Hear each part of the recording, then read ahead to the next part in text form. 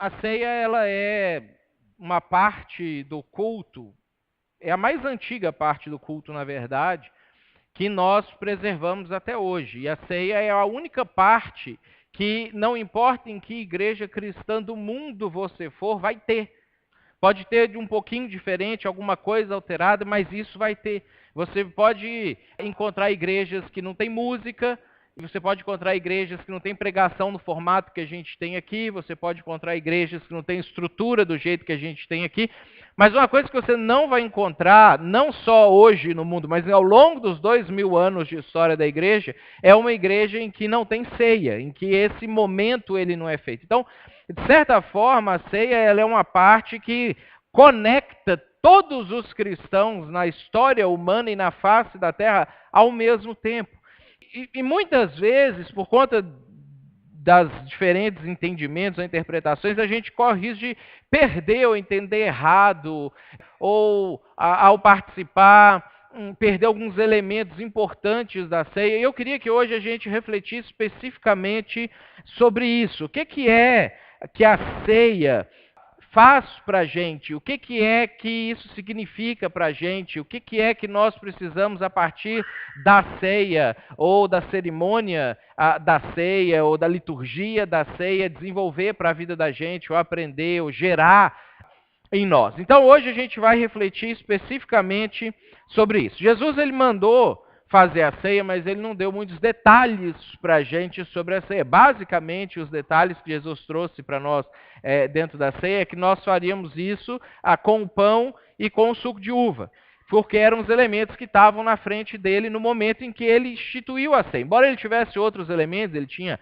carne, ele tinha ervas, ele tinha molhos, ele tinha outras coisas ali na frente dele, ele escolhe esses dois elementos, ele fala assim: olha, vocês vão fazer isso aqui em memória de mim. Então vocês vão comer um pedaço de pão, vocês vão tomar um gole de vinho, de suco, em memória de mim, lembrando de mim. E aí Jesus ele pede que os discípulos façam isso nas suas reuniões, e depois as igrejas vão fazendo isso, e aí as igrejas elas vão incrementando ou desincrementando e etc. Até que a gente chega num momento que uma das igrejas da época, ainda na época da igreja primitiva, que é a igreja de Corinto, ela está praticando a ceia. Inicialmente de um modo litúrgico muito legal, muito bacana, que eu acho que seria muito mais proveitoso se nós tivéssemos como fazer isso, mas a intenção ou a forma como isso saía do coração deles era equivocada. E é interessante porque Paulo vai escrever para essa igreja falando sobre a ceia, e ele vai falar algumas coisas que trazem um espelho para a gente, talvez. Traz para nós a possibilidade da gente se enxergar naquilo ali. E eu queria que a gente fizesse isso hoje, que a gente vai ter a ceia, pensando em todos esses elementos que Paulo escreve para aquela igreja de Corinto de uma maneira muito didática, de uma maneira muito específica, a partir de um alerta, ou vários alertas, a partir de algumas outras motivações. Eu queria que a gente pensasse o que isso tem a ver com a gente hoje, o que isso tem a ver com a nossa vida, como é que a gente aplica isso na prática, não só no momento litúrgico mensal, quando a gente uma vez por mês faz isso que a gente vai fazer aqui hoje, mas o que isso reverbera na vida da gente, ou espelha, ou de alguma maneira repercute na vida da gente. O texto que nós vamos ler está lá em 1 Coríntios 11, a partir do versículo 17, e nós vamos fazer hoje diferente do que habitualmente a gente faz nos nossos outros momentos de pregação, nos outros momentos de estudo da Bíblia. Nós vamos ler o texto inteiro de uma vez e depois nós vamos voltar fatiando algumas partes e tentando entender alguns princípios desse texto colocados aqui para a gente poder fazer aplicação para a vida da gente. É quase que um sermão expositivo, para o pessoal que gosta de um sermão expositivo, né? Esse aqui é quase um sermão expositivo. Então,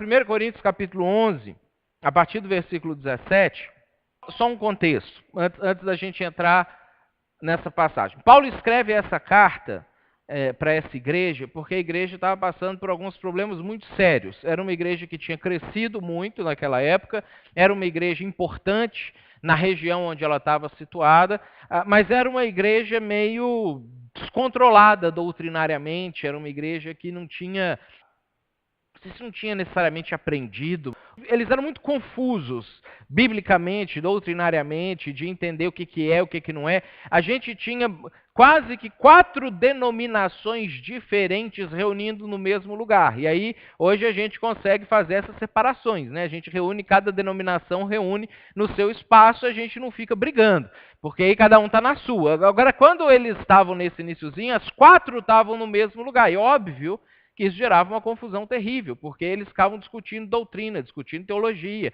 e ficavam um com raiva do outro, e um brigando com o outro, mas depois eles tinham que se reunir de novo para participar dos cultos, das reuniões, das ceias, mas nesse clima ruim, nessa coisa assim, dessa briga, dessa animosidade, dessa coisa que todo mundo tinha falado mal de todo mundo, aí se reencontrava, tinha que dar os sorrisinhos ali, não sei o quê, para depois voltar a falar mal quando terminasse o culto ali. Esse é o contexto da realidade dessa igreja que Paulo vai escrever essa carta. E a ceia deles, diferente da nossa, que a gente reúne aqui, come só um pedacinho de pão e um cálicezinho ali de suco, na época eles faziam uma janta. A ceia deles era uma janta mesmo. Eles colocavam um monte de coisas na mesa. Pensa assim, uns frangos assados, uns carneiros, um negócio assim bem gostoso, um monte de vinho, um monte de pão, um monte de molho, um monte de coisa. Era uma janta bacanona, que o pessoal sentava lá e ao invés de comer só um pedacinho aqui e depois ter que jantar em casa, ou vir jantado, comer um pedacinho e depois só ir dormir para não dar azia, eles sentavam e jantavam juntos, assim, enchia a barriga. O culto deles era assim que funcionava. Então, você imagina essa situação, essa circunstância dentro da nossa realidade. Se a gente fizesse isso hoje, do jeito que a gente está aqui, tá beleza. Mas você imagina se a gente fosse fazer isso brigado. Se você tiver brigado com alguém, você consegue vir na igreja, comer a ceia rapidinho e voltar, que você nem vê a pessoa direito aqui. Você está sentado de costas para uns, de frente para outros que estão de costas para você. Você não precisa olhar no olho da pessoa, você não precisa refletir ou reviver determinadas situações junto com a pessoa. Você simplesmente pega a sua ceia e vai embora. Imagina se você tivesse que jantar com essa pessoa uma vez por semana, que eles faziam uma vez por semana, frente a frente, comer junto. Comer é uma coisa muito íntima. Comer é uma coisa que você tem que bater papo, você tem que conversar. Se você não conversar, é pior ainda, gera aquele climão. Então, é isso que eles estavam vivenciando. Esse é o contexto de quando Paulo ele vai escrever essa carta aqui. O que eles estavam fazendo? Por que eles não queriam vivenciar esse tipo de situação? Eles marcavam um culto para 7h30. Então, 7h30, quando eles chegassem, a janta estava posta, a comida estava toda lá, estava tudo certinho para eles comerem. Tinha gente que chegava rapidinho ali, 15 para 7h30, 20 para 7h30, já sentava e começava a jantar. De repente, 7h30, chegava a turma que chega na hora, a turma pontual. Tinha janta ali ainda para eles. Chegavam e já começava a jantar. Nisso, quem tinha chegado primeiro já levantava e começava a ir embora para casa. E aí chegava a turma que sempre perde um pedaço do louvor, só chega na hora da pregação. Eles chegavam ali para as 8h, 8h10. Aí eles sentavam e iam jantar também. Só que o pessoal que tinha chegado na hora também já estava levantando e saindo. Ou seja, o que era a proposta da ceia, deles terem comunhão, deles se encontrarem, deles conversarem, deles aprofundarem o relacionamento deles uns com os outros e com Deus a partir daquilo ali, se perdia completamente com essa confusão que eles faziam. E mais, quem chegava atrasado já pegava só o que sobrava, porque a turma que tinha chegado às 7h, às 7h10, antes da hora oficial de começar, Paulo diz que já estavam até bêbados, porque eles tinham bebido o vinho deles, o vinho de quem ia chegar às 7h30 e o vinho de quem chegava às 8 atrasado. E aí quem chegava às 8 atrasado comia um pouquinho, bebia um pouquinho e ficava com fome, não tinha preparado janta em casa. E obviamente que isso gerava mais confusão. Então você tem uma coisa que era para gerar comunhão, aproximação, bons relacionamentos, era uma coisa que mostrava a confusão e gerava confusão. Aí Paulo tem que escrever essa carta, e esse pedaço da carta que a gente vai ler aqui, para poder falar sobre isso, e aí nós vamos fazer algumas aplicações para a nossa realidade aqui. Aí ele começa dizendo lá no versículo 17, entretanto, nisso que lhes vou dizer, eu não os elogio. Porque antes ele tinha dado uma elogiada em algumas coisas, eles não eram só ruins, né? Tinha coisa boa na igreja também, ele tinha dado a elogiada antes. Pois as reuniões de vocês mais fazem mal do que bem. Em primeiro lugar, ouço que quando vocês se reúnem como igreja, há divisões entre vocês. E aí lá no começo da carta eram 4 divisões. Era como se você reunisse um quarto de neopentecostal, um quarto de pentecostal, um quarto de ortodoxo normal, um quarto de, sei lá, católico, e aí tivesse todo esse pessoal junto. Era isso que estava acontecendo lá. Então há divisões entre vocês. E até certo ponto eu creio, pois é necessário que haja divergências entre vocês para que sejam conhecidos quais dentre vocês são aprovados. Quando vocês se reúnem, não é para comer a ceia do Senhor, embora era o nome que eles davam. Porque cada um come sua própria ceia, sem esperar pelos outros. Assim, enquanto um fica com fome, outro se embriaga. Será que vocês não têm casa onde comer e beber? A resposta é sim. Eles tinham casa onde comer e beber. Isso aqui não era uma situação de assistência social de alimentar os famintos. Por que Paulo está sendo irônico aqui? Porque a segunda pergunta ela é respondida a partir da resposta da primeira. Ou desprezam a igreja de Deus e humilham os que nada têm? Que lhes direi? Eu elogiarei por isso? Certamente que não. Pois eu recebi do Senhor o que eu também lhes entreguei.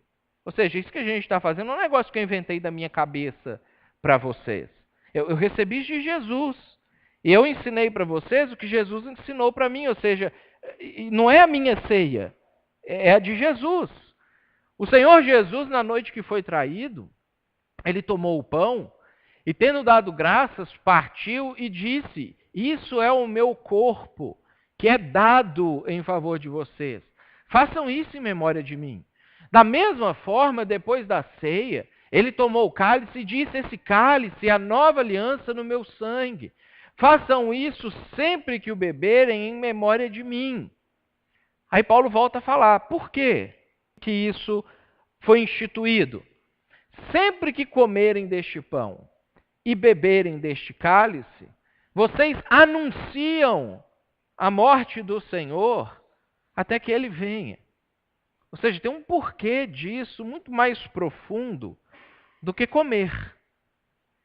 Tem algo por trás disso. Portanto, todo aquele que comeu o pão ou bebeu o cálice do Senhor indignamente será culpado de pecar contra o corpo e o sangue do Senhor. Examine-se o homem a si mesmo, e então coma do pão e beba do cálice. Pois quem come e bebe sem discernir o corpo do Senhor, come e bebe para sua própria condenação, ou seja, algo que era para ser bom, se torna em mal. Por isso há entre vocês muitos fracos e doentes e vários que já dormiram, que é a palavra bonitinha da época para morrer, né? Mas, se nós nos examinássemos a nós mesmos, não receberíamos juízo. Quando, porém, somos julgados pelo Senhor, estamos sendo disciplinados para que não sejamos condenados com o mundo. Até a disciplina do Senhor tem um objetivo. Portanto, meus irmãos, quando vocês se reunirem para comer, esperem uns pelos outros. Se alguém tiver com fome, come em casa, para que quando vocês se reunirem, isso não resulte em condenação. E aí ele vai mudar de assunto e vai falar sobre a questão dos dons espirituais. E a gente fica até aqui. Esse texto, dentro do contexto dele, dentro de por que Paulo escreveu isso, o que eles estavam vivendo naquela época, ele traz algumas coisas interessantes para a gente, algumas lições que a gente pode aprender hoje. E a gente vai ter agora o momento da ceia, que é o momento da gente refletir sobre isso, né? Sempre faz parte do momento da ceia, o momento de reflexão, o momento de autoexame, o momento da gente pensar um pouco mais detidamente e talvez detalhadamente a respeito da nossa vida cristã, do porquê a gente faz o que faz, porquê a gente não faz o que faz. E eu queria que a gente pegasse algumas dessas lições e tentasse transpor isso aqui para a nossa realidade. Esse aqui é o problema deles. O problema deles foi resolvido em parte com essa carta, depois foi resolvido em parte com outras maneiras de configurar a igreja. Esse problema não é o problema nosso. A raiz que está por trás do problema deles é a mesma raiz que está por trás de qualquer problema nosso e de qualquer igreja, de qualquer cristão na face da terra. E aí eu quero que a gente então tente entender a raiz dessas coisas para a gente poder fazer as aplicações práticas para a vida da gente. Primeira lição que a gente pode tirar para nós aqui é o que a gente vai encontrar já desde o início do versículo 17. A ceia expõe quem eu sou sem Jesus. Quando a gente volta lá no versículo 17, Paulo ele fala assim, nisso que vou dizer, não os elogio, pois as reuniões de vocês mais fazem mal do que bem. Em primeiro lugar, ouço que quando vocês se reúnem na igreja, há divisões entre vocês. Sem Jesus, eu não tenho por que me unir a uma outra pessoa sem que isso resulte em benefício para mim. Sem Jesus, a única forma possível de uma união acontecer e ser mantida é quando as partes que se unem entendem que podem tirar alguma coisa da outra parte e dar alguma coisa que está sobrando de si para a outra parte para compensar aquilo ali. E essa união ela só é mantida enquanto essa relação acontece. A partir do momento que uma das partes perde algo do interesse da outra parte, a união está desfeita. A gente observa isso acontecendo nas sociedades humanas, das mais diversas, nas sociedades comerciais, em associações de clubes, até mesmo em casamentos. Nas associações mais diversas que o ser humano se sujeita a, ele só se sujeita àquilo ali durante o tempo em que ele vê benefício para ele de estar sujeito àquilo ali. Essa é a condição humana. Sem Jesus, nós somos assim. E aí o texto, ele continua falando, quando vocês se reúnem, não é para comer a ceia do Senhor, porque cada um come sua própria ceia, sem esperar pelos outros. Sem Jesus, nós somos egoístas e individualistas. É isso que nós somos sem Jesus. Sem Jesus, eu não quero a ceia de um Senhor que me coloca em igualdade com muitas outras pessoas que eu não considero iguais a mim, ou que me coloca numa posição de servir muitas outras pessoas que não servem a mim. A ceia do Senhor não é interessante para mim. O que é interessante para mim? A minha ceia. É interessante para mim aquilo que eu posso fazer, aquilo que eu posso produzir preservando os meus interesses. É interessante para mim os relacionamentos que eu olho para eles e penso como que esse relacionamento pode ser produtivo para mim. Como que estar junto com essa pessoa pode me fazer crescer, ou me fazer evoluir, ou me fazer ganhar dinheiro, ou me fazer tornar uma pessoa melhor, e até que ponto isso é interessante. Porque a partir do momento que isso não é interessante mais, individualmente eu rompo. E a gente faz isso, às vezes, não só drasticamente com um rompimento completo, mas nós fazemos micro-rupturas.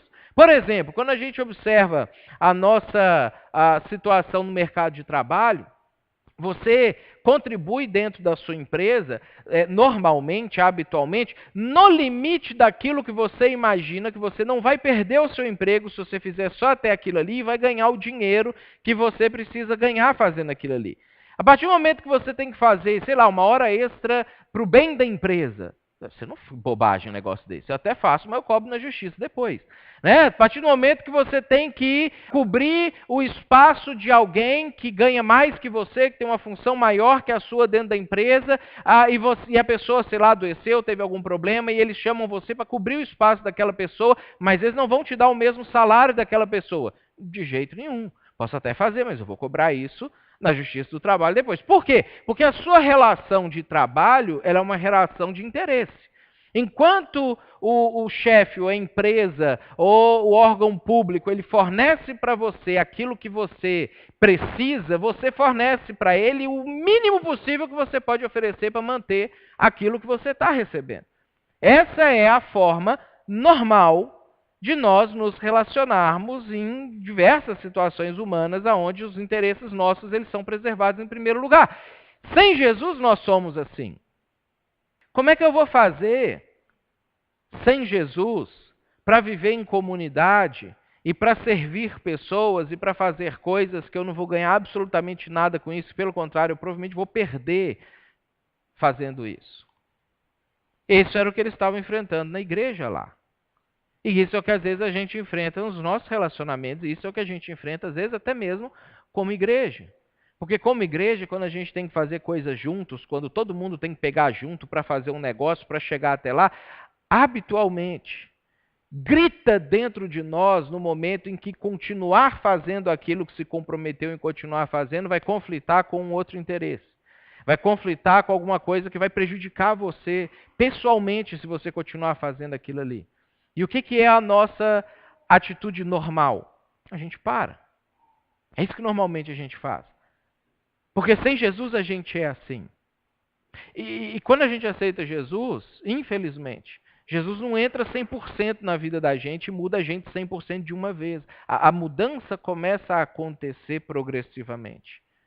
Então, dentro dessa nossa progressão, nós vamos passando por momentos em que eu abro mão e eu pego de volta. Eu sirvo e eu quero ser servido. Eu dou e eu tomo de volta. E eu fico nessa luta ao longo da minha caminhada cristã entre aquilo que a ceia do Senhor me propõe e aquilo que a minha ceia propõe. Entre aquilo que Jesus me coloca e aquilo que eu gostaria que fosse colocado. E essa é a realidade da gente. A gente fica assim. E a ceia do Senhor, ela expõe isso para nós. Aonde que nós estamos dentro da nossa caminhada cristã na ceia do Senhor? O quanto nós de fato queremos comer da ceia do Senhor e o quanto que nós queremos comer a nossa ceia. No contexto deles lá, o propósito da refeição era ter comunhão e relacionamento. A comida era um vínculo, um link para poder manter o relacionamento do A com o B, que ao contrário não sentariam nunca na frente do outro para bater um papo e conversar sobre absolutamente nada. Isso era a ceia do Senhor. Mas quando o sujeito chegava lá, ele pensava assim, relacionar, dá trabalho, é confuso, desgasta, e eu me exponho, e o outro se expõe, eu não estou afim da exposição do outro também. Então, quem sabe eu chego e como o meu pão, tomo o meu vinho e vou embora. E aí, quando o outro chegar, ele come o dele também e vai embora, e cada um sai daqui de barriguinha cheia e está tudo bem. Ou seja, o que eu posso usufruir da ceia para mim? Era o que eles pensavam. E a ceia faz a gente refletir quem nós somos sem Jesus. Nós somos assim. A gente quer usufruir das coisas para a gente. O que eu posso usufruir da igreja para mim? O que eu posso usufruir do meu relacionamento conjugal para mim? O que eu posso usufruir do meu trabalho para mim? O que eu posso usufruir dos meus vizinhos, dos meus amigos, dos meus colegas de sala para mim? Se ele me ajudar a estudar naquela prova que eu tenho dificuldade de sentar comigo e não sei o que, ótimo, é o melhor colega do mundo, mas se aquele outro chatão me pedir ajuda, vai estudar você. É assim que a gente pensa sem Jesus. Nós somos individualistas, nós somos egoístas. E a ceia expõe isso para nós. A segunda lição que a gente aprende com a ceia é que eu não posso honrar a Deus sem honrar as pessoas. Olha só o que Paulo fala no versículo 22. Será que vocês não têm casa onde comer e beber? Ou desprezam a igreja de Deus e humilham os que nada têm? Quando as pessoas eles iam fazer isso que eles faziam lá na igreja de Corinto, eles não pensavam na cabeça deles que eles estavam desprezando a Deus.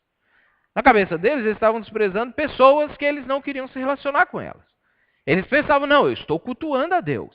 Eu estou aqui em homenagem a Jesus comendo esse pão, em homenagem a Jesus tomando esse vinho. Ou seja, o meu relacionamento com Jesus está ótimo. Eu não quero me relacionar com as pessoas. Eu não quero servir às pessoas. Servir a Jesus eu quero. Era isso que eles pensavam. Mas o que a gente vai aprender com a ceia é que não tem como a gente honrar a Deus sem honrar pessoas. Porque essa foi a maneira como Deus escolheu de ser honrado.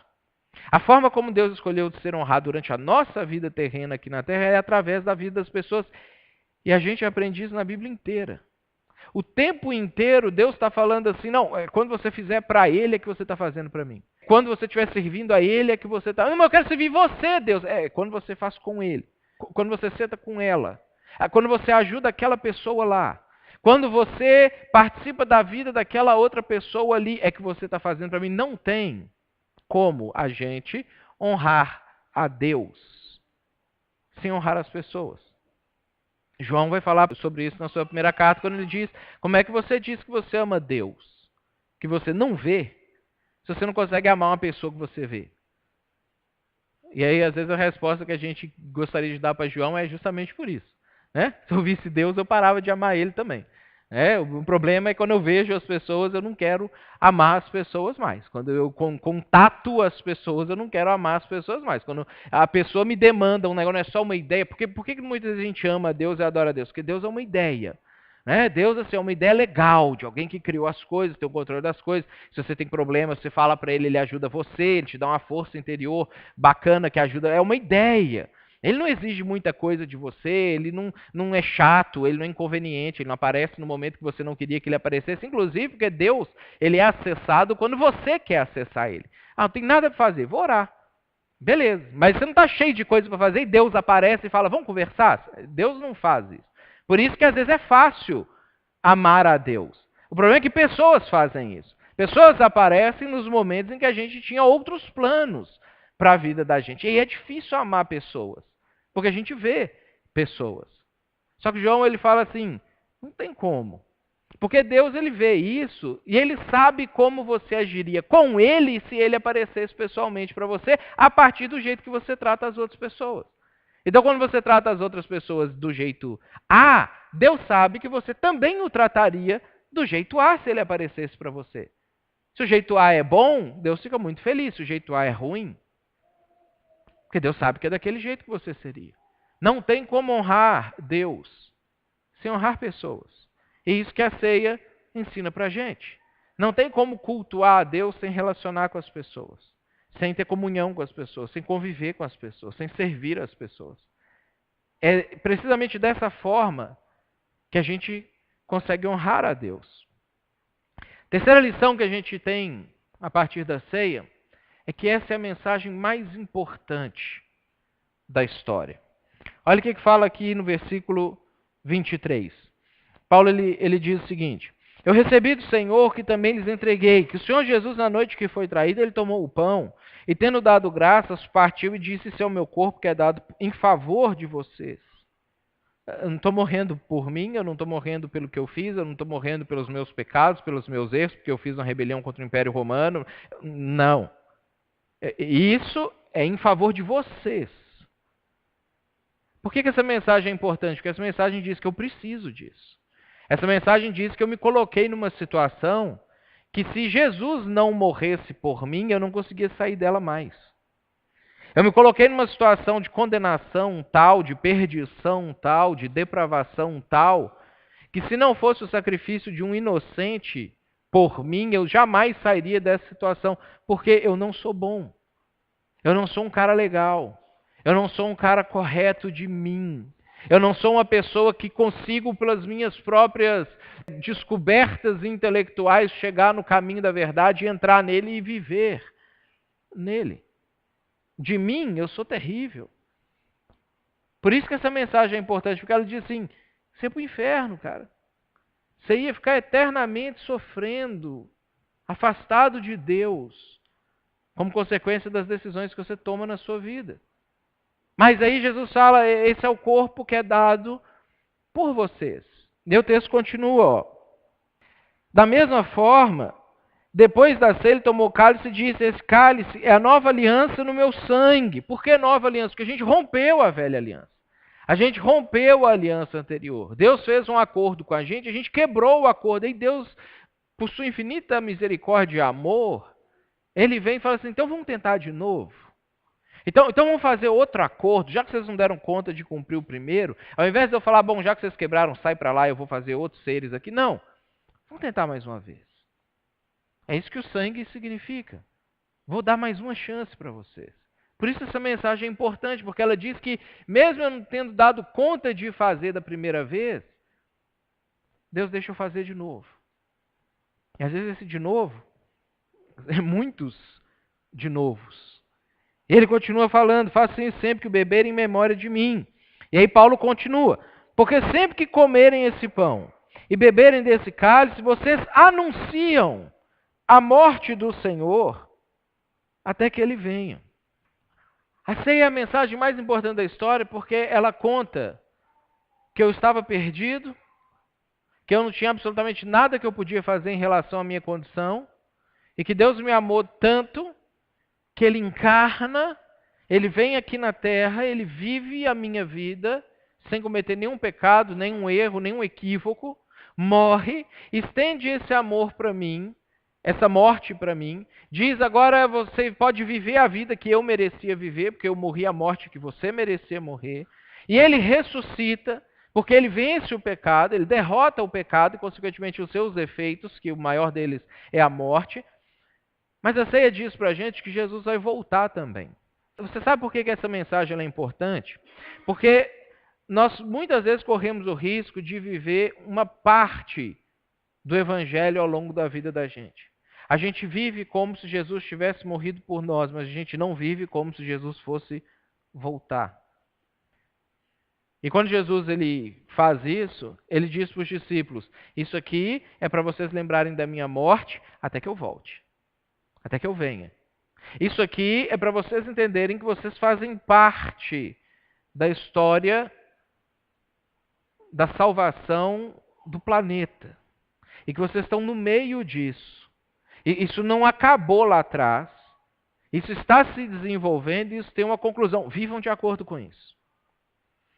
Quando a gente vive pensando que Jesus vai voltar, não é aquele, a gente está conversando até essa semana, não é aquele medo, né, de que Jesus vai voltar a qualquer momento e eu posso acordar de manhã, ele arrebatou e eu fiquei para trás, aí o anticristo vai vir, colocar um chip na minha mão, cortar minha cabeça, ou me perseguir, ou eu vou passar fome, ou vai ser angustiante, e as coisas vão acontecer, o meteoro vai cair, e o mar vai virar em sangue, vai vir aqueles gafanhotos terríveis, vão me picar, eu vou ficar 5 meses agonizando sem conseguir morrer. Não é isso que é viver de acordo com a volta de Jesus. Viver de acordo com a volta de Jesus é entender que o mundo ele está num estado de depravação e que Jesus ele vai vir para reinar sobre esse mundo e que nós temos parte na reconstrução desse mundo. E que isso não começa quando Jesus voltar, isso começa agora. Porque a ceia diz isso para mim.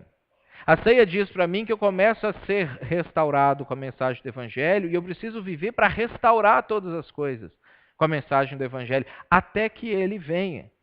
E que quando ele vier, as coisas estarão caminhando para essa restauração que ele vai trazer a plenitude no final das contas. A ceia diz para mim que Jesus vai voltar e eu preciso fazer algumas coisas enquanto ele não volta. A ceia diz para mim que Jesus ele foi e ele deixou comigo uma parte da sua renda para que eu administre, uma parte do dinheiro que ele tinha aqui na terra, uma parte dos bens que ele tinha aqui na terra, e ele falou assim, olha, fica com isso aí, cuida bem disso, administra isso, investe isso, porque quando eu voltar eu quero receber isso com juros. E se ele vai voltar, eu preciso fazer isso render. É a parábola dos talentos que a gente aprende lá em Mateus capítulo 25. E talvez você recebeu 5 talentos. Talvez você recebeu 2 talentos. Talvez você recebeu 1 talento, mas você recebeu alguma coisa.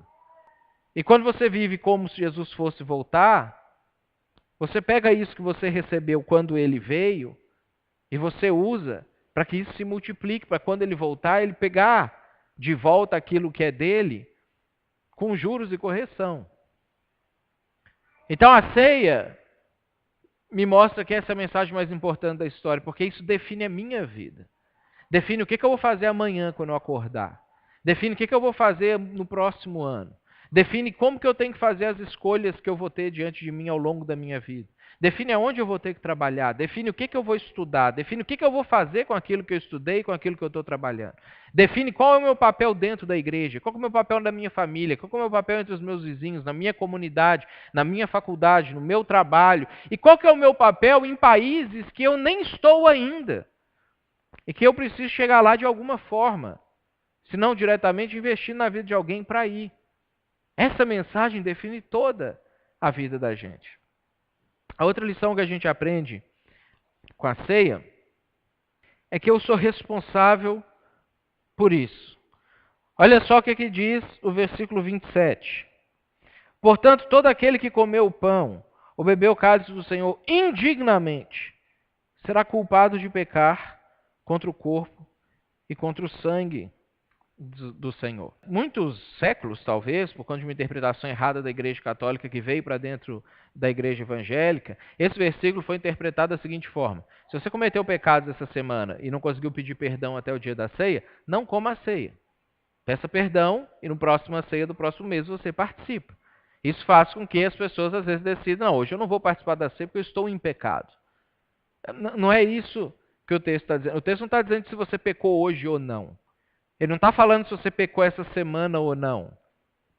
Ele não está falando se você esqueceu de pedir perdão a hora que começou o culto dos pecados que você cometeu. E aí você lembrou agora e não deu tempo porque o diácono já está passando com a ceia. É pegar ou largar, e se você pegar, pode vir castigo sobre você. O texto está dizendo que você é responsável por essa mensagem agora com a sua vida. A dignidade ou a indignidade, ela não está atrelada a você ter cometido um pecado hoje ou não, ela está atrelada a como você vive a sua vida. A como o que você faz com essa informação que você recebeu. Como que você aplica isso agora no seu dia a dia. Como que você faz as suas escolhas. Agora que essa mensagem chegou para você. Agora que você entendeu como que as coisas funcionam. Agora que você entendeu por que o mundo está do jeito que está, por que as pessoas estão do jeito que estão, por que você está do jeito que você está. O que você faz a partir de agora dignifica ou indignifica você para participar da ceia. E olha que interessante que quando Paulo ele está falando a respeito disso aqui, para aquela igreja especificamente, ele não está falando eu não vou comer porque eu estou indigno hoje, eu peço perdão e como na semana que vem. Ele não proibiu ninguém de comer. Ele não falou não coma se você está indigno. Ele está falando assim, se você comer indignamente, você vai ser culpado daquilo ali. Aí se eu não comer, você é culpado do mesmo jeito, a mensagem chegou para você. E se eu nunca ouvisse a mensagem, aí você é culpado pelas escolhas que você fez. Ou seja, não comer não tira a culpa de você. Ou você tem a sua culpa pessoal, e aí você não conheceu o Evangelho e você é responsável pelas decisões que você tomou na sua vida, ou você tem a culpa de ter conhecido o Evangelho e em conhecido o Evangelho não viver uma vida de acordo com aquelas informações que chegaram até você. Ou você resolve viver a sua vida de acordo com as informações que chegaram até você. Não é comer ou não comer. E aí é isso que a gente vai aprender na outra lição da ceia. Eu preciso me examinar constantemente. E aí Paulo ele fala assim, no versículo 28. Examine-se cada um a si mesmo. E então coma do pão e beba do cálice. Pois quem come e bebe sem discernir o corpo do Senhor, come e bebe para a sua própria condenação. Veja, ele não fala examine-se, se você tiver um pecado ali dentro, você não faz isso, porque não é essa a questão. A questão é que todas as vezes que eu sento, ou que eu fico de pé, ou que eu recebo o pão, que eu recebo o cálice, e que eu vou comer do corpo e do sangue de Jesus, esse é o momento que eu preciso parar e pensar, o que eu estou fazendo da minha vida? Não é o que eu fiz hoje. Não, é o que eu estou fazendo dela. Não é se eu cometi um pecado quinta-feira ou não, eu tenho que pedir perdão para Jesus agora. Não, que escolhas eu tenho feito, que rumo eu tenho dado para a minha vida. E eu preciso me examinar constantemente, porque, de novo, sem Jesus, eu sou individualista, egoísta. Então, sempre vai ter uma parte de mim querendo me fazer sair fora do caminho. Sempre vai ter uma parte de mim falando, para com isso, cuida da sua vida. Ninguém está cuidando da sua vida, cuida você. As pessoas não vão fazer por você o que você tem que fazer, você que tem que fazer por você. Sempre vai ter uma parte de mim falando, é perda de tempo você conversar com essas pessoas.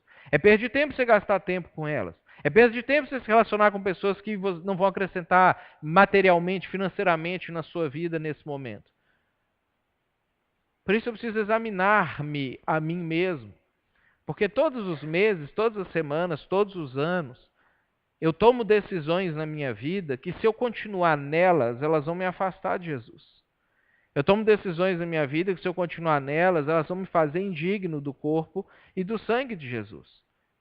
Por isso eu preciso me examinar e pensar quais decisões eu tenho tomado na minha vida que estão me tirando desse rumo. Quais escolhas eu tenho feito que estão me fazendo indigno de participar.